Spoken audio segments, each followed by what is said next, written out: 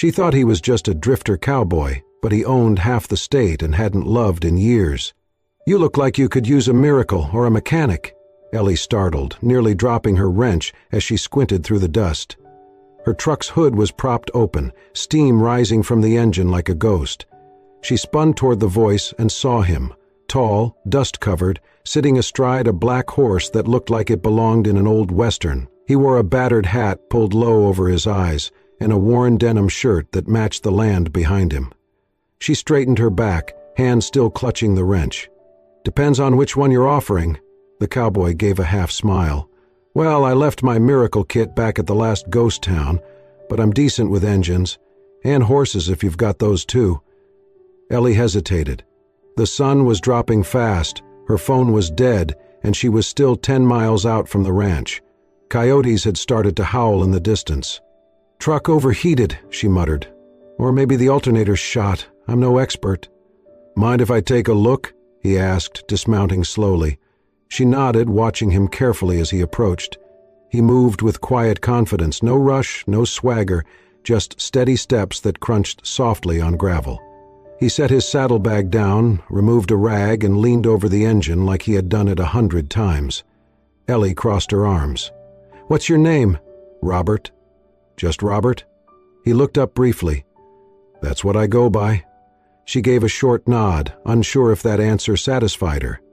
He worked in silence for a few minutes, wiping grease from a hose and checking the fan belt. The sun dipped below the hills, and the shadows began to stretch longer across the ground. "You live around here?" she asked, mostly to fill the silence. He shook his head. "Just passing through. You from this state?" "Close enough to smell it, far enough not to belong." Ellie didn't know what that meant, but something about the way he said it made her stop pressing. After 20 minutes, he wiped his hands on his jeans and looked up at her. "She'll need a tow. Radiator's busted." "I figured," she sighed. "There's a ranch about 10 miles west. Mine. Got a trailer and another truck there. If you can help me hitch it, I'll feed you dinner."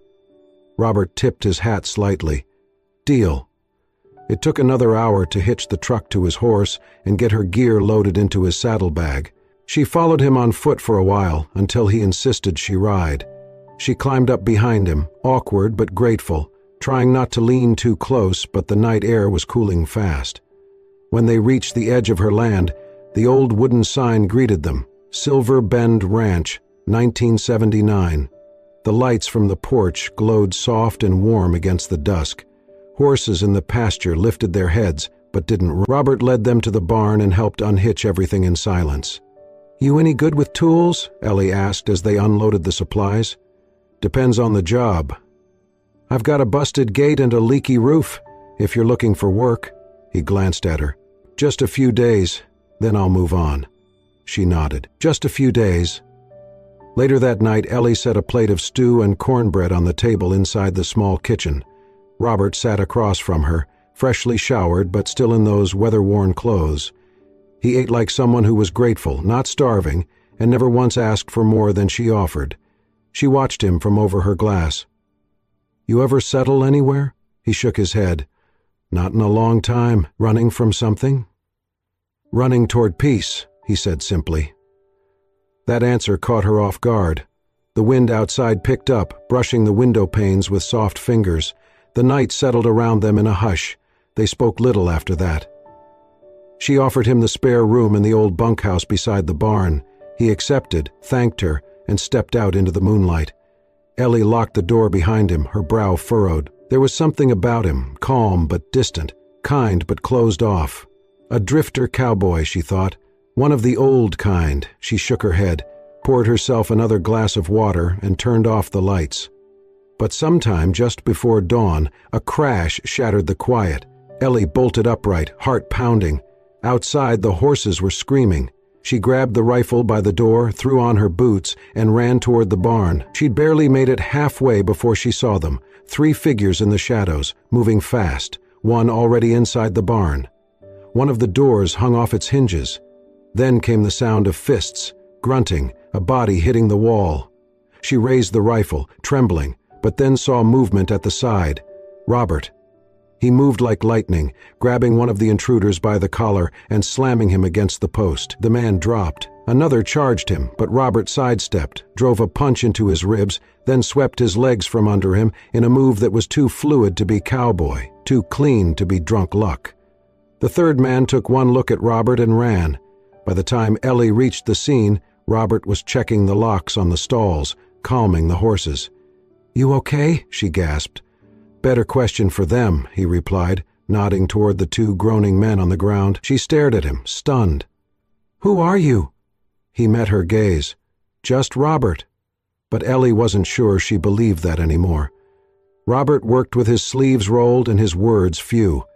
By mid-morning the next day, he had already repaired the broken barn door, reinforced two stalls, and fixed the loose hinges on the feed shed. Ellie watched him from a distance, chewing on the end of a pencil as she sat on the porch steps with her paperwork forgotten in her lap. She had seen grown men buckle under the weight of a stubborn horse or curse their way through a simple gate repair. But Robert moved with a quiet rhythm, like he had nothing to prove. His hands were steady, precise, calloused, but not careless. He didn't rush, he didn't brag, he just fixed. And that unsettled her more than the break-in the night before. Ellie waited until the last nail was hammered in before approaching. He wiped his brow, turned toward her like he already knew she was there.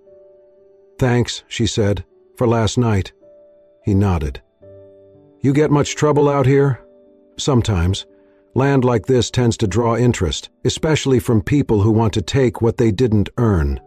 Robert didn't reply, just walked toward the trough and splashed water on his face. "You ever learn how to throw someone like that in a bar fight?" she asked, folding her arms. Robert looked up, water dripping from his jawline. "Not exactly." "You move like someone trained." He said nothing. She stepped closer. "You know, it's real hard to trust someone who won't tell you a damn thing about themselves." He dried his face with a rag and looked at her evenly. "You trust me enough to let me stay? That was before you started breaking ribs in the dark like some ex-special ops?" He almost smiled. Almost. "I told you, just Robert. And I told you that doesn't fly here. You're either running from something, hiding something, or both. So which is it?" Robert looked out over the pasture. The horses grazed quietly, the wind tugging at the tall grass. He didn't answer right away. "Sometimes people lose things," he said softly, "and they don't want to talk about them."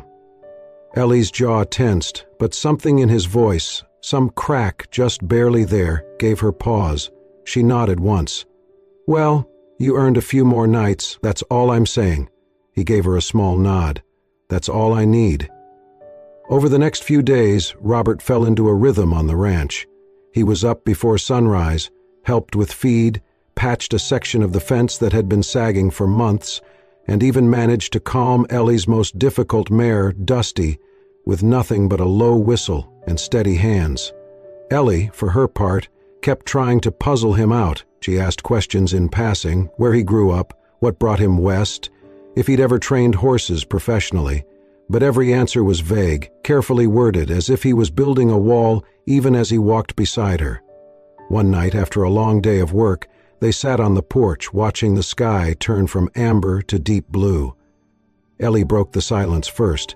"My dad used to say, land was only as good as the man willing to stay and work it." Robert nodded, his gaze on the horizon. "You believe that?" she asked. "I believe land remembers the hands that build it and the feet that run from it." She tilted her head. "And which are you?" He looked at her then, really looked, eyes shadowed but honest. "I used to build, then I ran, still figuring out which one wins in the end." For a moment neither of them spoke. Then Ellie asked, "You good with horses because you love them or because they listen better than people?" Robert chuckled softly. "Little of both." Ellie smiled. "You ever think about staying in one place?" His eyes didn't leave the land. "Sometimes. You think about staying here?" He turned to her, slower this time. "Would it matter if I did?" She blinked, her chest tightened. "I don't let people in easy," she said quietly. "Me neither." Their eyes met. Something unspoken passed between them, acknowledgement, maybe even understanding. No declarations, no promises. Just two people who had learned to survive the hard way, wondering if maybe this time was different. Then, in the distance, The sound of a truck rumbled over the gravel road. Ellie stood, tension snapping back into her shoulders. "That's Ray." Robert watched her face change. "Problem?" She nodded grimly. "Big one." And just like that, the calm they'd built was about to be tested. The truck pulled up in a cloud of dust, its engine growling low like a warning. Ellie stood frozen on the porch, arms crossed tightly across her chest, jaw locked in a way Robert hadn't yet seen. Ray stepped out of the driver's seat like he owned the land beneath him, same as always. He was tall, tanned, and wore a tailored button-down that didn't belong anywhere near dirt. His smile was wide, practiced, polished. Robert didn't like him instantly. "Ellie," Ray said, walking toward the porch like he'd been invited. "Long time no see. Heard your truck broke down. Thought I'd swing by, lend a hand." Ellie's voice was flat. Too late. Someone already helped. Ray's eyes flicked to Robert, who leaned against the porch post with casual indifference but sharp eyes. Robert didn't move, didn't blink. He didn't need to. Ray's smile twitched. "Friend of yours?" Robert didn't respond. Ellie stepped in. "He's helping around the ranch. That's all you need to know." Ray chuckled, turning back to her. "That's so. I figured after what happened you'd be ready to talk business. The offer still stands." "It never stood, Ray," Ellie snapped. "You just keep pretending it did."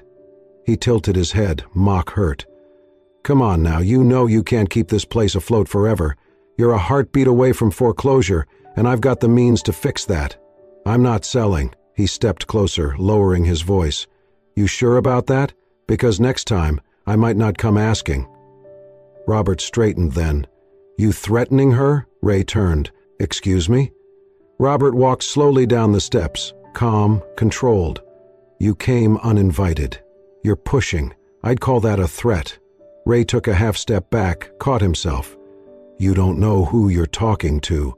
Robert's smile didn't reach his eyes. "No, but I know the type." Ray narrowed his eyes. "This ain't your business, Cowboy." Robert's voice dropped. "It is now." Ellie stepped between them. "That's enough. Both of you." Ray took another breath, trying to recover his arrogance. "You'll regret this, Elle. You always do." He turned, walked back to his truck, and peeled off down the gravel road, flinging dirt behind him. Robert watched until the dust settled. "You okay?" he asked quietly. Ellie nodded, but her fists were still clenched. "He's not going to stop." Robert looked out across the land, his jaw tense. "Then neither will I." That night, Ellie barely slept. She checked the locks twice, walked the fence line by flashlight, and jumped at every sound the wind carried. Robert sat in the barn, sharpening a blade with slow, steady strokes, eyes fixed on the door. It wasn't until just past midnight that it happened. A metallic bang. The horses panicked. Ellie was already running as Robert burst from the side stall, moving with frightening precision. Two men in black hoodies were halfway through unchaining the stall doors when he tackled the first one, driving him into the ground. The second man pulled a crowbar and swung. Robert ducked, countered, grabbed the man's wrist and twisted until the weapon dropped. One punch, two. The man was out cold. Ellie arrived with the rifle, panting. "You good?" she asked. Robert nodded, breathing hard but steady. They weren't pros, just hired hands. "Ray?" she spat. Robert knelt beside one of the men, checked his pockets. Pulled out a folded note. No name. Just a crudely drawn map of her property, and the stall marked with a red X. Ellie felt her blood run cold. "They were going to take the mare," she whispered. "Sell her, damage the ranch's reputation." Robert stood, eyes narrowing. "He's not just trying to scare you. He's trying to dismantle you piece by piece." Ellie felt something shift inside her. "I can't do this alone," she said. "You're not," Robert replied. The next morning, Ellie found him tightening the perimeter fence with fresh barbed wire. She brought him coffee, silent for a moment before saying, "You didn't even hesitate last night." Robert looked at her, hands still dirty. "Didn't need to. You've done this before." His silence was answer enough. "Why do you hide it?" she asked. "Because the last time I fought for something," he said slowly, "I lost more than I gained." She swallowed. "And this time?" He looked at her, eyes softer. Still figuring that out, she placed the mug on the fence post beside him. "Well, for what it's worth, I'm glad you're here." He nodded. "So am I." But in the back of her mind, Ellie knew Ray wasn't finished, and Robert was starting to look less like a cowboy and more like someone trained to survive much worse. It started with a box, an old dusty one shoved into the back of the hayloft, behind a tangle of ropes and broken tack. Ellie hadn't meant to find it. She was searching for extra blankets and nearly tripped over it. The box was heavy, metal corners, a rusted latch, and when she flipped it open, a cloud of old barn dust filled her lungs. Inside were papers, dozens of them, neatly folded documents, yellowed at the edges, tied with a leather strap. And on top, an envelope with the name J.D. Harrison written in elegant, precise script. She froze. J.D. Harrison. It wasn't a name she heard often, but she remembered it. Everyone did. Years ago, it had been all over the news. Robert D. Harrison, the silent partner behind the largest land and oil acquisitions in the region, the man who had quietly amassed an empire by the age of 35 and then disappeared. Vanished, they said, after his fiancée died in a private plane crash en route to a charity gala. Rumors flew, grief, scandal, guilt, betrayal. Some claimed he lost everything in a silent buyout. Others whispered he had staged his own death. Ellie stared at the envelope, then pulled the documents free. Titles, deeds, trust papers, and legal letters. Most bore his signature, Robert's, but not just Robert. Her heart raced. She climbed down the ladder, hands shaking, and went straight to the house. She needed confirmation. She powered up her old laptop, Googled the name, and there he was. A younger version, clean-shaven, sharper around the edges, dressed in suits worth more than her truck. But the eyes were the same. It was him, Robert. Robert D. Harrison. The man who had owned half the state. The man sleeping in her bunkhouse. The man who hadn't loved in years.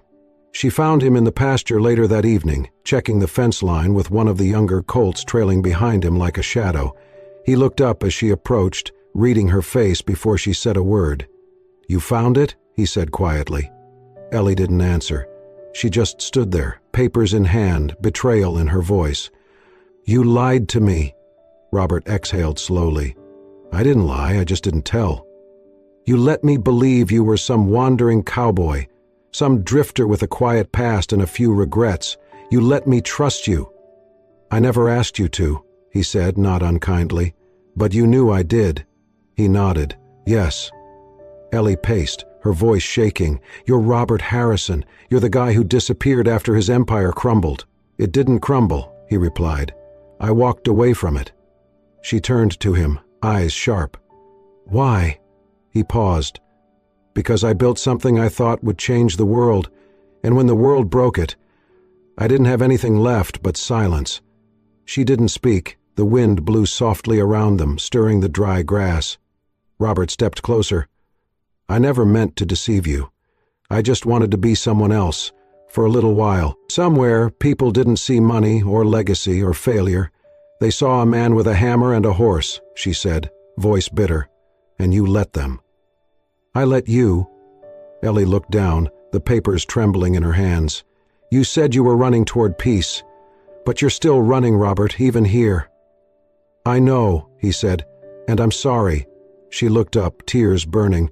"I don't care who you were, but I cared who I thought you were." "I'm still him," he whispered. She shook her head. "I don't know who you are anymore." And with that, she turned and walked away, leaving him standing in the fading light, nothing in his hands but regret.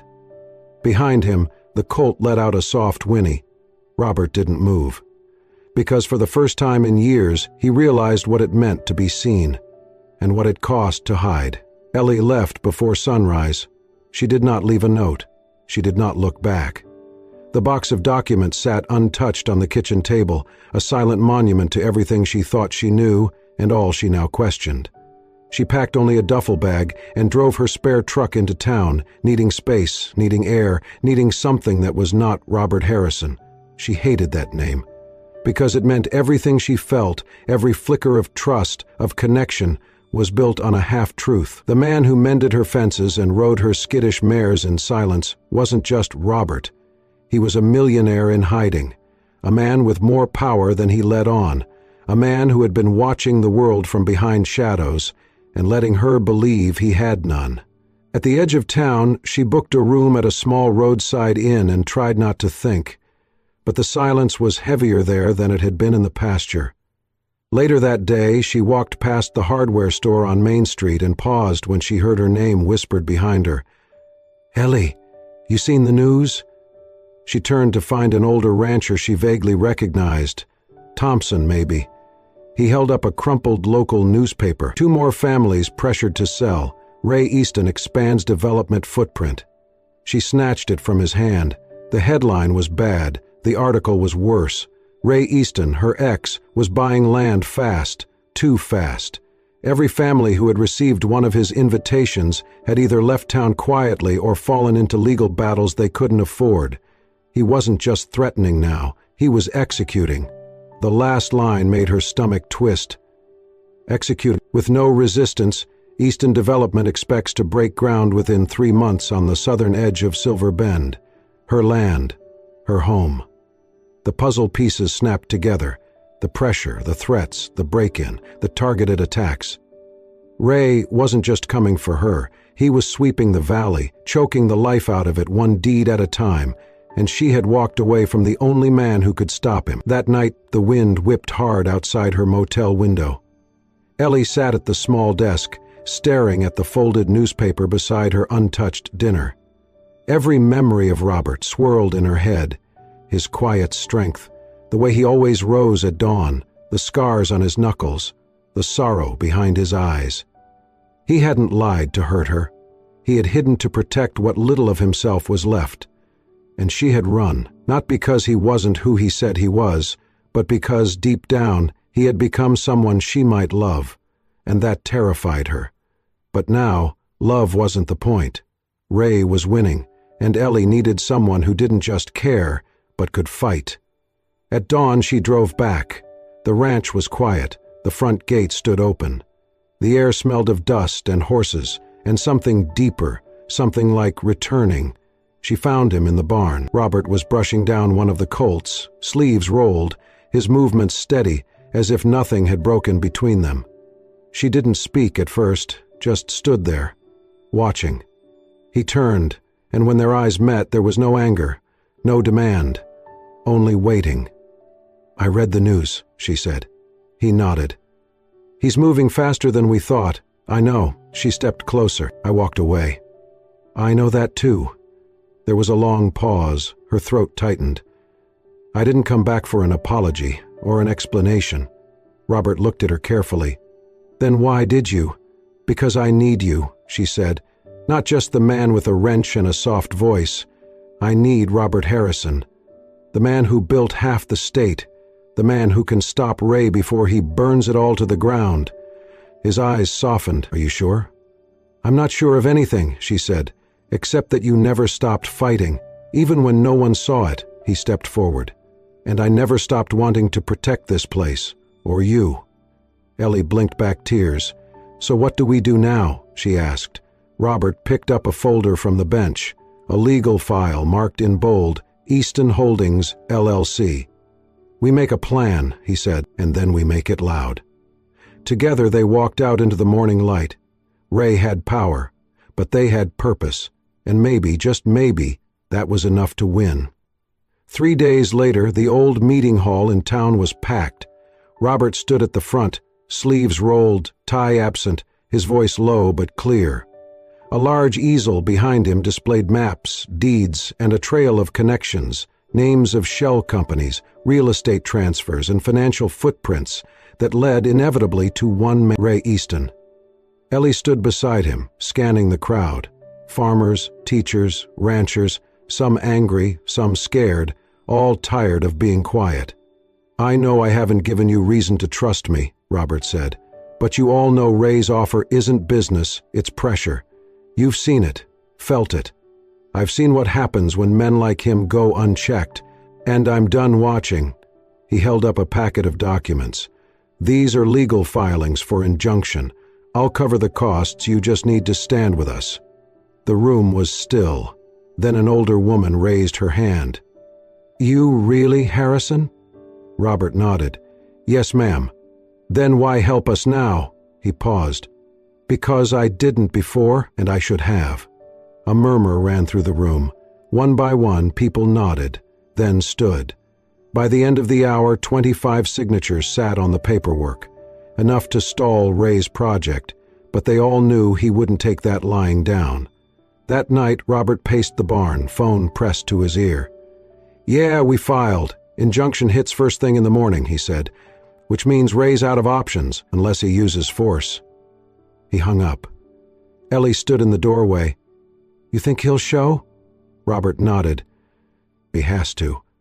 At midnight, the sound of engines cut through the silence. Ellie's stomach dropped. They're here. Robert handed her a flashlight and a walkie-talkie. Go out the back. Call Sheriff Lang. Tell him what's happening. I'm not leaving you. I'm not asking, he said. But she didn't move. Robert exhaled. Then stay close.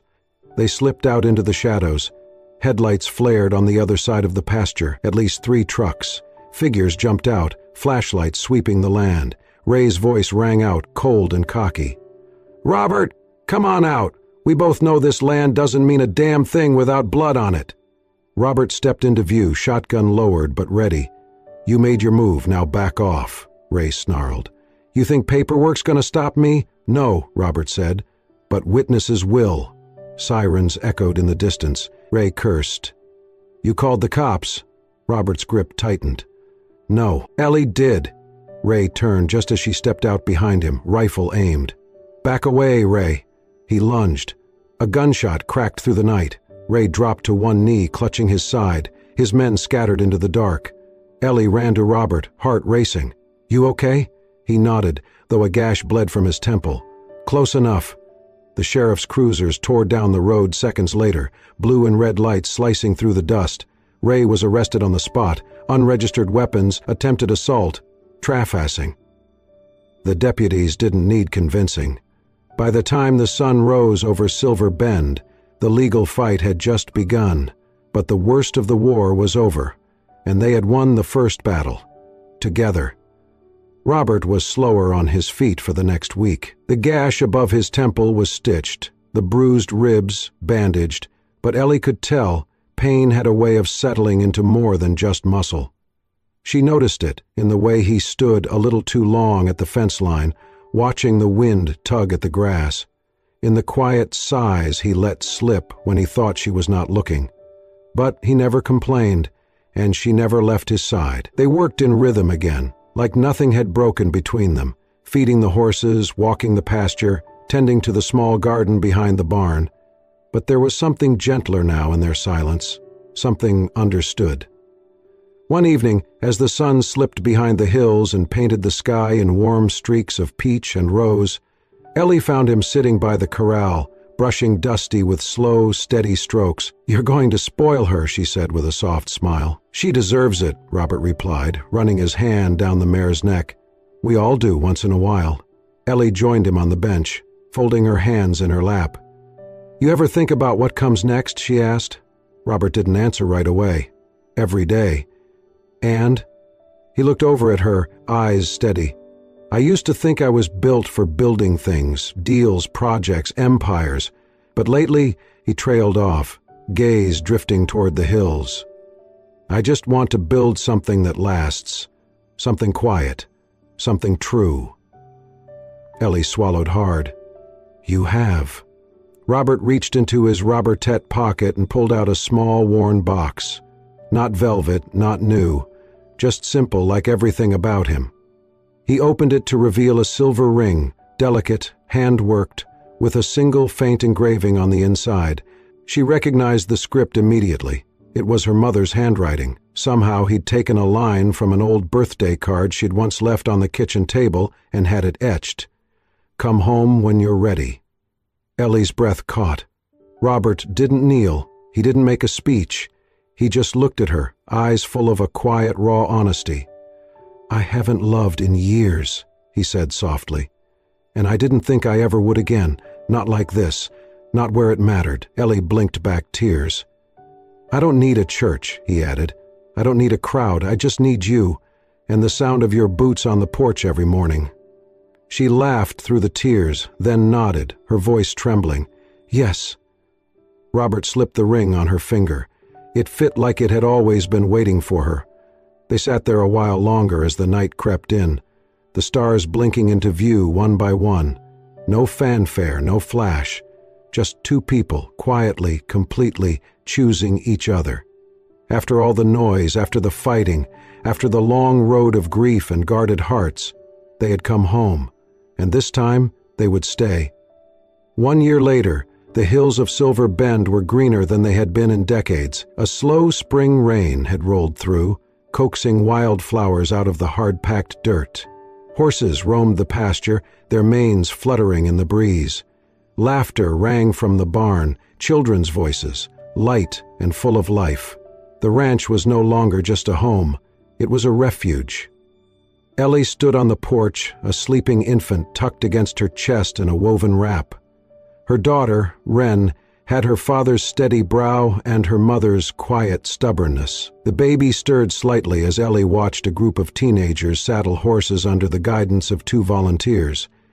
Across the field, Robert walked beside a boy of about 10, holding the reins of a patient mare. He moved more slowly now, not from age but from purpose, like every step mattered. The boy laughed at something Robert said, and Robert ruffled his hair. This was what they had built. After the storm of Ray's downfall and the court battles that followed, the community had come together. People Ellie never imagined would stand in the same room now worked side by side. The ranch became a non-profit center, offering equine therapy for veterans, at-risk youth, and families who had lost too much. Robert never put his name on anything. He didn't want attention. He just wanted to give back. Ellie walked down the porch steps, careful with Wren's head tucked beneath her hand. Robert saw her from across the corral and smiled, that quiet, easy smile that still undid her every time. "Morning, Mrs. Harrison," he called. "You're late for breakfast, Mr. Harrison." He met her halfway, kissing her forehead gently, before peeking at the sleeping baby. "She's out cold." "Like her father after fence duty." Robert chuckled. "Fair." They walked together, the golden light warming the earth around them. A sign creaked softly near the entrance of the ranch, freshly sanded and lovingly repainted. It was mounted to the original post her father had put up decades ago, the new name carved deep in the wood. Harrison Ridge, where we come back to life. Robert looked at it and let out a slow breath. "Think your dad would have liked it?" Ellie nodded. "He would have liked you." Robert's eyes softened. "Took me long enough to earn that." She reached for his hand. "You earned it the moment you stayed."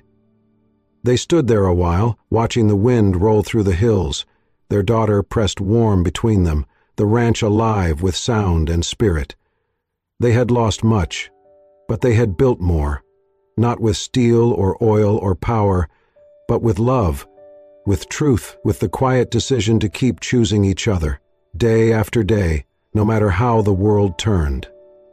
As the sun rose over Harrison Ridge, Ellie looked up at Robert and smiled.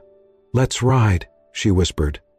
He nodded, and together, with Wren tucked safe against her mother's chest, they saddled 2 horses and rode slowly up the ridge trail toward the same hilltop where Robert had once watched the land, alone, thinking he would never belong again. But now, at the top, he looked down, not as a drifter or a ghost of who he'd been, but as a husband, a father, a man who had come back to life, exactly where he was meant to be. Sometimes, the most powerful love stories are not born from grand gestures or perfect beginnings, but from broken pieces, rebuilt slowly, with steady hands and quiet hearts. Robert and Ellie didn't just find each other, they found healing, purpose, and the kind of home that cannot be bought, only built. Because love, real love, is not about who you were, it's about who you choose to become, together. If this story moved you, if it reminded you that even the loneliest heart can find its way back to love, then please consider subscribing.